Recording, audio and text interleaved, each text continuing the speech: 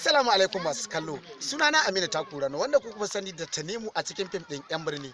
Ku kasance da tashar mai suna Aminu Taku TV da kuma Talauci TV domin ku sheke kallo.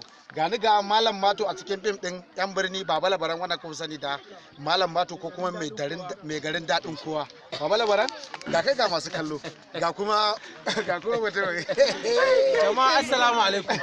Sunana Abba Simawu, ɗaya daga cikin shirin fim ɗin 'yan birni. Sunana Ilu. Ga abokina Zini ɗaya. Bibidiyon mu za ku daga ganin mu tare. Akwai amana. Saurara zan ba da labari in ku ba ku san shi.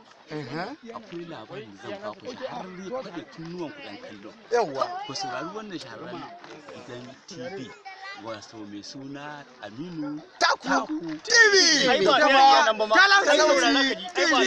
Rama Bakwa fita shigo. Wanda kuke kallon wakan da barkwanci kai in ma hawan jini yake yi ya sauke ma hina take ta fito daga wani kauye da ba ta shige auren ta to ba fa gaskiya bane kada ku aza gaskiya ne waka ce ta kama haka bayan mata TV.